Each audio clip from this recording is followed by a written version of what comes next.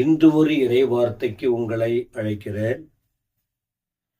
ஒரு நிலத்தை பற்றிய ஓமை தேவராஜ்யத்தோடு ஒப்பிட்டு, தேவராஜ்யம், மனுஷகுமாரன், சத்துரு, விதை போன்ற விஷயங்களை படித்து வருகிறோம்.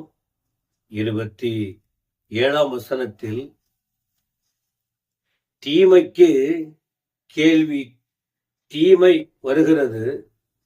ஆனா கேள்விக்கு பதில், காரணம் யார் அப்படின்னா தேவன் அல்ல.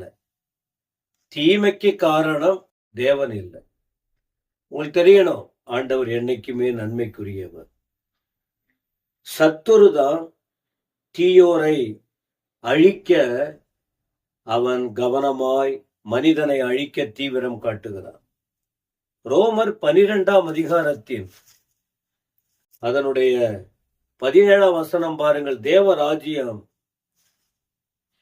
ரோமர் 12 வசனம் 17 நீங்கள் படித்து பார்த்தால், ஒருவனுக்கும் தீமைக்கு தீமை செய்யாதீங்க, எல்லா மனுஷருக்கு முன்பாக யோக்கியமானவைகளை செய்ய நாடுங்க. அப்ப வேதம் என்ன சொல்லுது? தீமைக்கு யார் காரணம்? சத்துரு. ஆனா சில நேரத்துல பிரச்சனை வரும், தீமை வந்துச்சு, தீமையோடு எதிர்த்து நிக்க வேணும். உடனே இருக்கக்கூடாது. எல்லாத்துக்கும் ஒரு நேரம் இருக்கு. எபிரேயர் 10ஆம் அதிகாரத்தின் 30ஆம் வசனத்தில் அந்த எபிரேய எழுத்தாளர் ஒரு வார்த்தைகளை சொல்லுகிறார் பாருங்கள். 10ஆம் அதிகாரத்தின் 30வது வசனத்துல, பழிவாங்குதல் எனக்குரியது. அவன் சத்துரு களைய விதைக்கட்டும், பிரச்சனையை உண்டு பண்ணட்டும், தீமையை கூட தூண்டி விடட்டும், வாழ்க்கையில பல பிரச்சனைகள் வரட்டும், தீமை செய்யாதீங்க.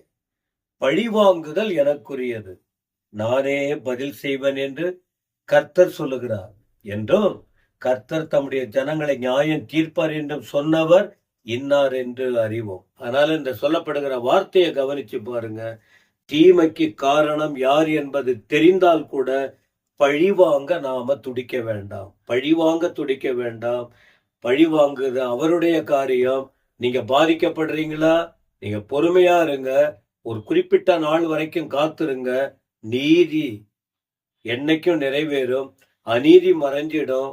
பழிவாங்குகிற தேவன் மற்றவங்க பாதிக்கப்படணும்னு நாம ஆசைப்படல, திருந்தி வாழணும்னு விரும்புறோம். அப்படிப்பட்ட நிலையில் இருக்க உங்களையும் ஒப்பு கொடுங்க. தீமையெல்லாம் தேவனால் வருவதல்ல, நன்மையெல்லாம் தேவனால் வரக்கூடியது. இவளை உணர்ந்து வாழுவோம், நல்லதை